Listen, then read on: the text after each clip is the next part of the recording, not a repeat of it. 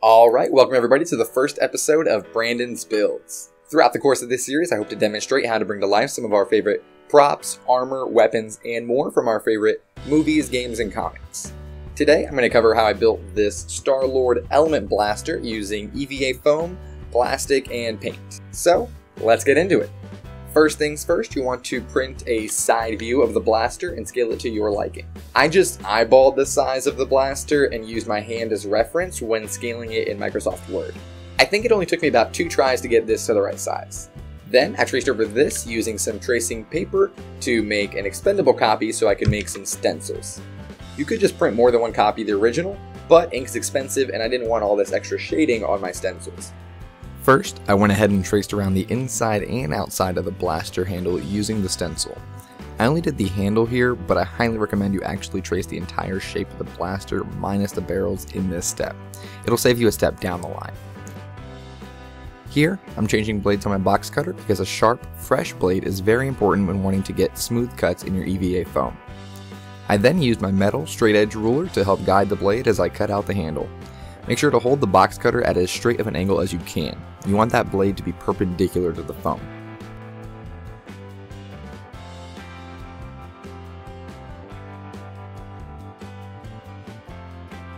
Once I got my handle cut out, I then used my rotary tool with a small sanding bit to cut out the hole for the trigger. I found that the best way to do this is to line up the bit with one corner of the trigger hole, hold the rotary tool so that it's perpendicular with the foam, turn the tool on, and then slowly apply downward pressure to push the sanding bit all the way through the foam. From there, you can use the hole we just made as a starting point and pull the tool away from that point to carve out the rest of the trigger hole. With the trigger hole completely carved out, we can move on to cutting out the top and bottom portions of the blaster. You'll need 2 top pieces and 2 bottom pieces to get the necessary bulk for the blaster. Use the stencil we made earlier to get the right shapes, and some pins to keep the stencils in place as you're tracing. An important thing to note that I forgot: make sure you flip your stencil over so you have a mirror image of the top and bottom pieces. Doing this will result in having the smooth side of the foam on the exterior of both sides. I forgot to do this and ended up having to sand off the floor mat texture from one side of the blaster. Now that we have the handle and the 4 pieces of the top and bottom of the blaster cut out, we can go ahead and glue them all together. To prep for gluing, you'll want to sand down the floor mat texture. You want the most amount of surface area for effective adhesion, and the floor mat texture as is leaves too many air bubbles for a really solid bond. In my experience, the best adhesive to use with EVA foam is contact cement. I use a small piece of scrap foam to apply the contact cement to the surfaces I'm adhering. When using contact cement, less is more. This is because you need the cement to fully dry on both surfaces before sticking them together. A thinner coat results in a faster working time and better adhesion. To further accelerate the process, I hit the cement-covered surface with a heat gun for a few seconds until the surface is tacky. You can achieve the same level of tackiness from air drying in about 5 minutes. And finally, for the best results, I apply a second coat of contact cement to the already tacky surface and then dry that coat. Now, we just need to stick the pieces together. All you have to do is touch the 2 contact cement covered pieces together for them to stick permanently. So be very careful when making the move to adhere them together. I like to add a bit of pressure once the pieces are in place, just to make sure they have a truly permanent bond.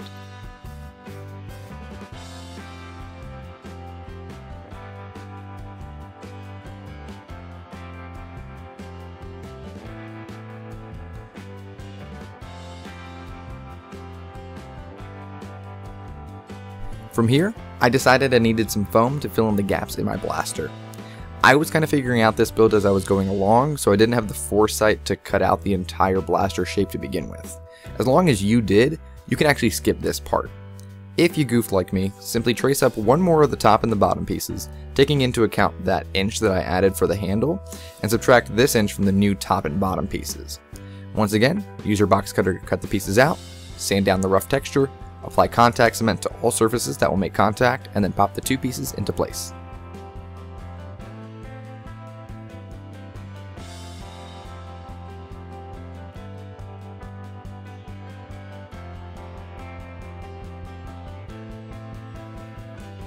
Then, I took my rotary tool with a sanding bit to get rid of any rough edges, level off any uneven surfaces, and round off any edges that needed it.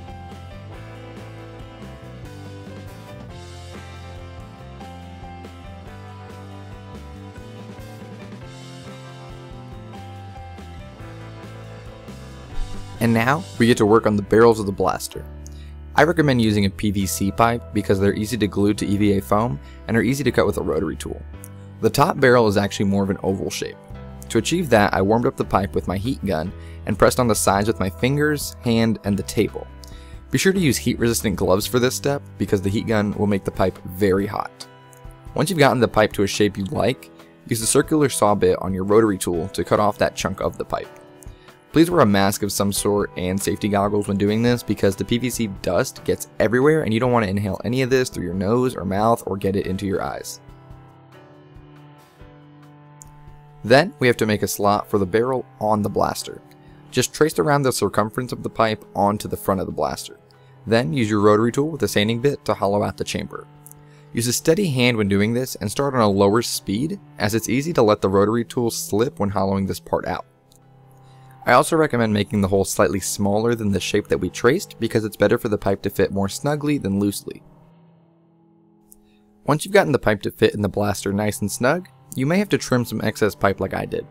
Just reattach the circular saw bit to your rotary tool, put on your mask and goggles, and trim as necessary. Now, I noticed that the Star-Lord blaster has a chunk missing from the top barrel. All I did for this part was use a marker to outline what part of the pipe needed to be removed, and then just sand it away until the barrel took shape.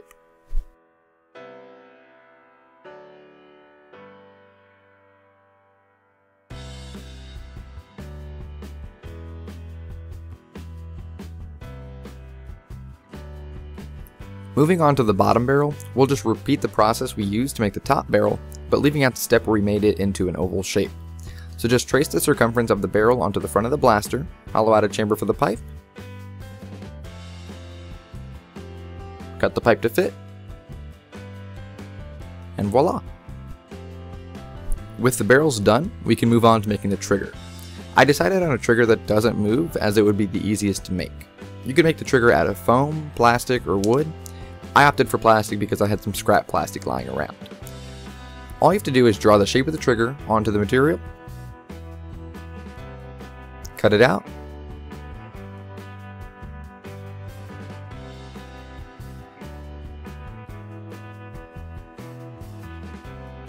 and then sand down any rough edges. I had to rough up the edge of the trigger with sandpaper a little bit because the plastic is too smooth to adhere well on its own. Then I just hit the necessary surfaces with contact cement, let that dry, and put the trigger into place.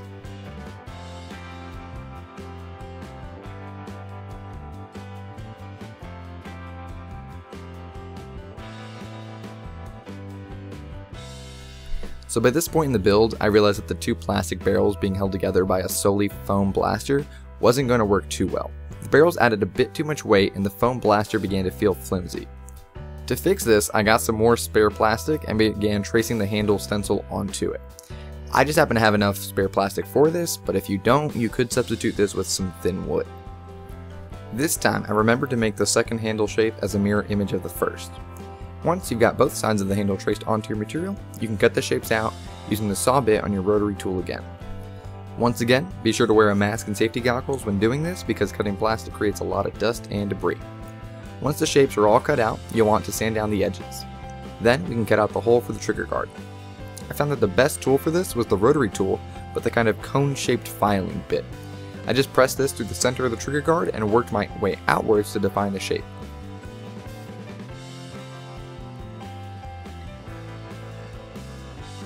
Now we can move on to attaching these two pieces to the blaster itself. I just used some more of our trusty contact cement on the foam body of the blaster.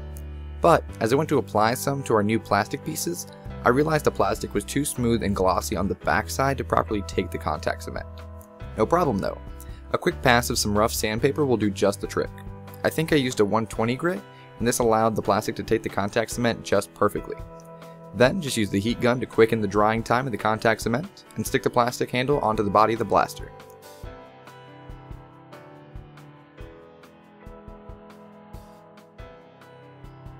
Lastly, if you find that the plastic isn't quite flush with the rest of the foam handle, just use the sanding bit to even it all out.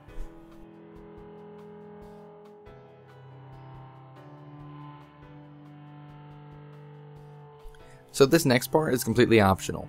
At this point in the build, I wasn't completely satisfied with how big the top portion of the blaster was.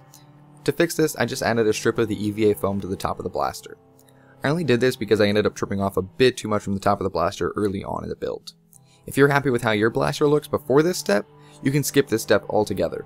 And to be honest, I'd recommend skipping this if you can, simply because it threw me off a little bit in a later step. Now we'll finalize the details around the barrels of the blaster. I started with the two brackets holding the fuse under the top portion of the blaster. For these, I measured them 1.5 inches tall, 1.25 inches wide, with the 1/2 inch depth of the floor mat foam. I cut them out as two little rectangles and then rounded off the top.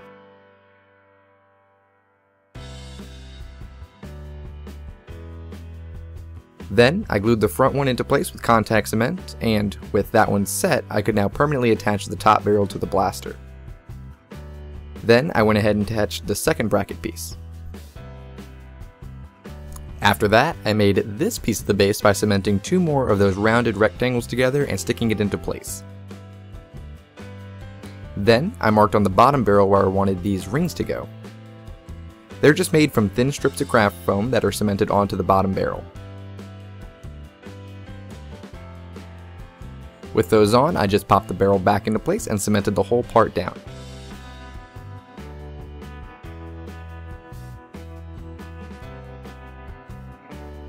For the little holes in the blaster, I just used this cone-shaped bit on my rotary tool to carve them out.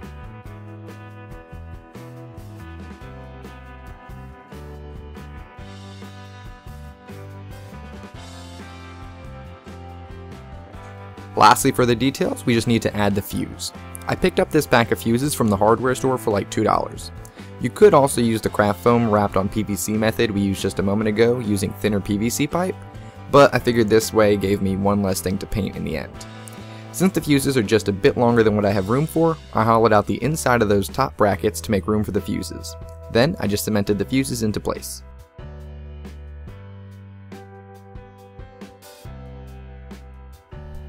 Our next step is to create guidelines on the blaster to help us when we put on a thin layer of EVA craft foam. To do this, just use the templates from earlier on top of the profile of the blaster. Use these to place some registration marks on the blaster with a pen, and then connect the dots with as straight a line as you can freehand. With this part done, we can start adding the thin craft foam. The process I used was a bit grueling and tedious, but ended up working out well enough. Basically, I applied contact cement to the blaster a little bit at a time and stayed within one section of the guidelines at a time. I started cementing down the thin craft foam, making sure to start with a straight edge first. Then, I added contact cement as needed, and only when I was sure the craft foam was aligning well with the guidelines. Then, I just trimmed off the excess craft foam along with guidelines using a combination of an X-Acto knife and a sharp box cutter from earlier.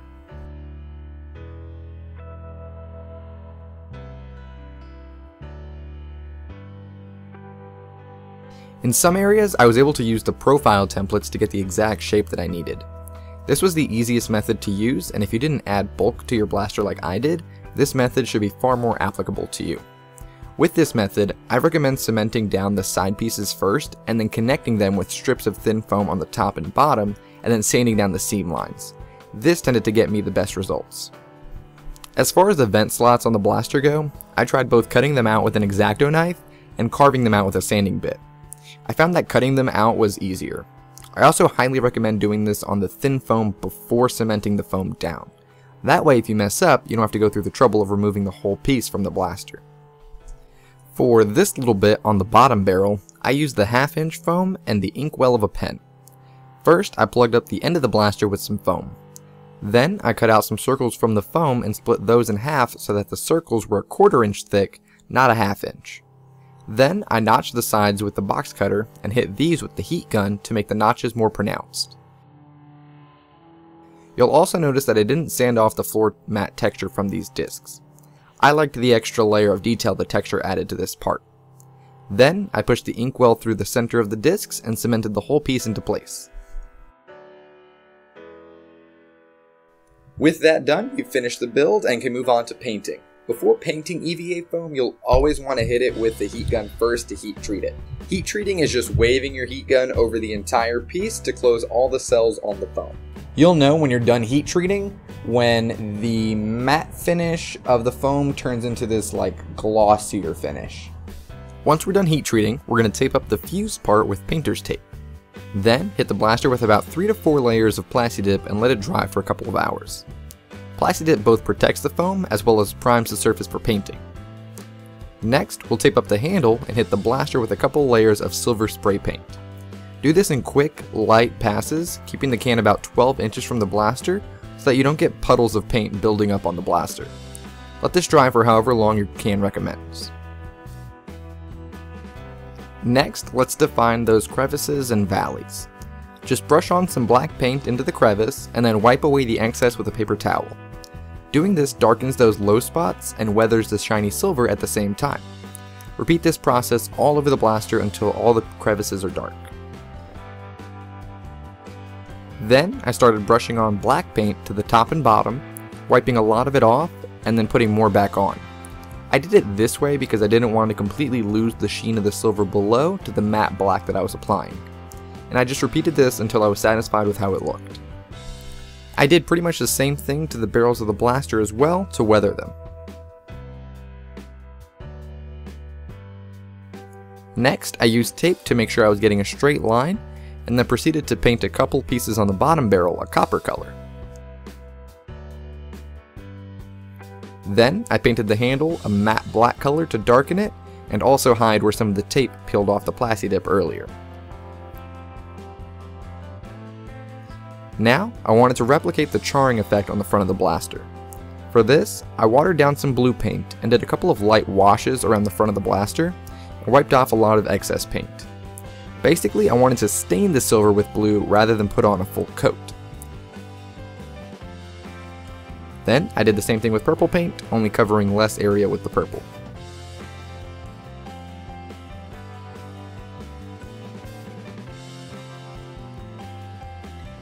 Finally, I hit some edges and corners with 220 grit sandpaper to replicate the wear and tear metal faces over time.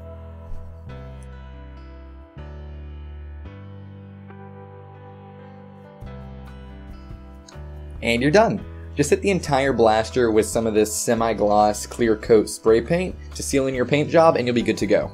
After the fact, I ended up painting the top and bottom with this like glossy black color, but that was just personal taste and you guys don't have to do that if you don't want to. It's not perfect and I'll definitely do a lot more planning beforehand next time so I don't have to freehand as much, but I think it's plenty good enough, especially considering this is the first gun that I've ever made. I hope you guys enjoyed this video and found it easy enough to follow along too. I plan on doing more of these tutorial style build videos, so if you guys enjoyed this first one, please consider hitting that like and subscribe button. Also, leave some comments down below on some things you may want to see me build and I might just give some of those a shot. I'm going to leave a couple of links down in the description to where I found this image so you guys can go ahead and print one off yourselves and give the whole build a try. I'll also leave some links down in the description for the tools and materials that I ended up using, so it's a little bit easier for you guys to find. Thanks so much for watching everyone, and I hope you have an awesome day.